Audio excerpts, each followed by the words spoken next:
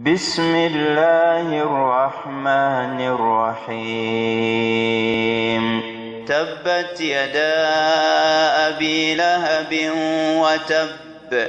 سورة المسد.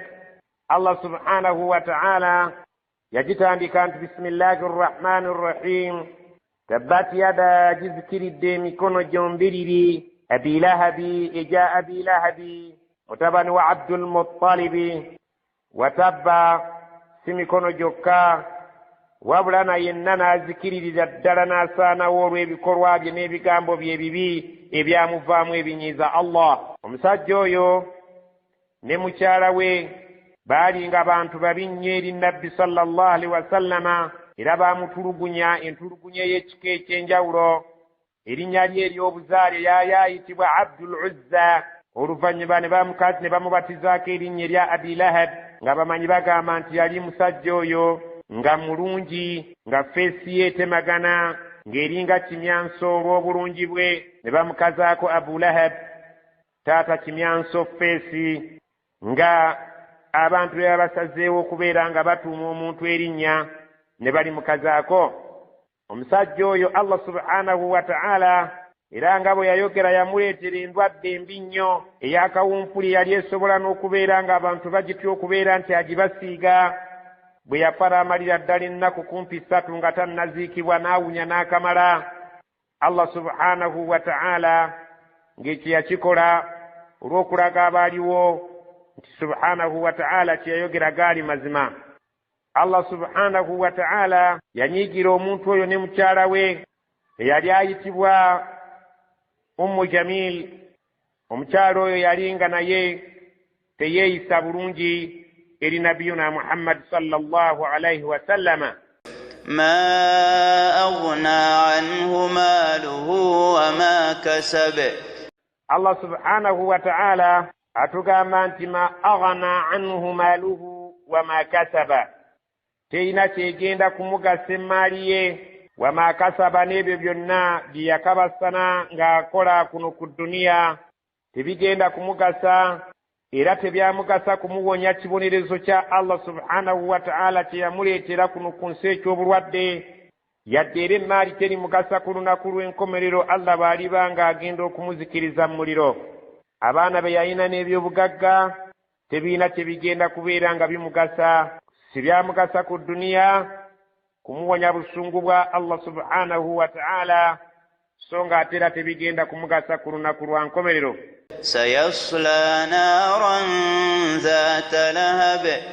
sayasla naran, agenda kusonsekebwa mu muliro, zata lahabin, gunnannyini kwaka nnyo, gunnannyini kwokya nnyo, gunnannyini bukambwe mu kwokya okw'ekika eky'enjawulo. wamraatuhu hammalata alhatab.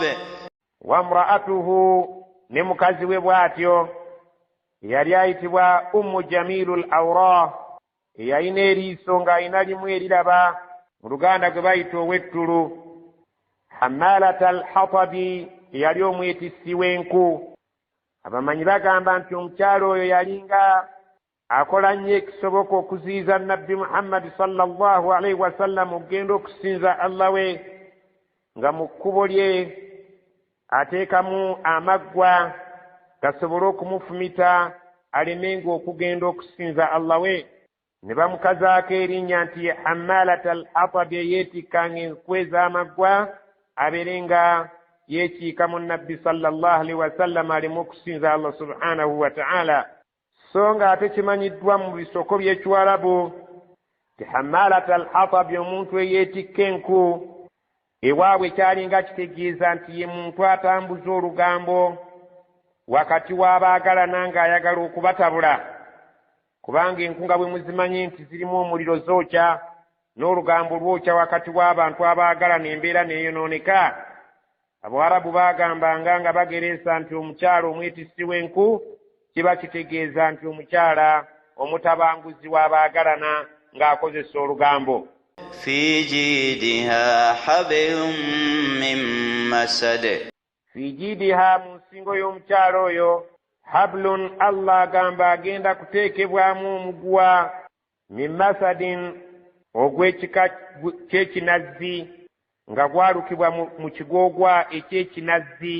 Mu budde obwo kyalinga Omuwarabu bw'oba okimubuulidde ategeera obugumu bw'ekika ky'omuguwa gw'oyogerako. Omusajja oyo ayitibwa Abi Lahabi ye musajja eyayogera ebigambo ebyanyiiza Allah subhanahu wa ta'ala olunaku Nabbi sallallahu alaihi wasallama lwe yayita nga Allah amugambye nti wa anzir ashirataka al akrabin, genda otiisa ab'eŋŋanda zo abakuli okumpi. N'agenda ku kasozi n'ayimirira n'abayita n'abagamba abantu ab'ekika kya gundi, abange ab'ekika kya gundi, ab'enju ya gundi, mujje. Ne bakuŋŋaana. Bwe bamala okukuŋŋaana n'abagamba nti singa mbabuulira nti nze ali ku lusozi waggulu, nnyina omulabe gwe nnengera atulumba, muyinza okunkakasa? Ne bamugamba nti tetukukakasa nga mubulimba, mwana wa muganda waffe. Tukumanyi nti oli sadiqul amin, oyogera mazima ate oli mwesigwa. Ate gwe ayimiridde ku lusozi, ffe tuli mu kikko ky'oba otubuulidde kyonna tulina kikakasa, ne tubeera nga tweteekateeka kwaŋŋanga mulabe. Kyava abagamba nno kati essaawa eno ekibayisizza kwe kubategeeza nti omulaba asinga okuba omubi okusinga n'oyo gwe mwagala okweteekerateekera kwe kusinza ebitali Allah subhanahu wa ta'ala. Ebyo bye mwateeka ku Kaaba amasanamu 360 mulina kubeera nga bwe mwagala okuwona kuno ku nsi ne ku akhira musinze Allah omu.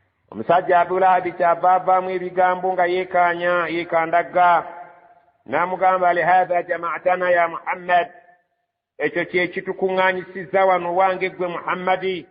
Tubadde tulowooza nti ogenda tutubuulira ekintu eky'amagezi, tabban laka, singa Allah akuggyawo n'ova mu bulamu bw'ensi tolina mugaso mwana gwe.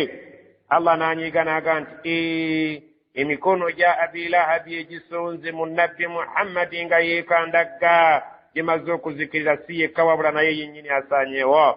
Aya eyo n'ebeera ng'esse mu ngeri efaanana bw'etyo ekyafaayo kyayo.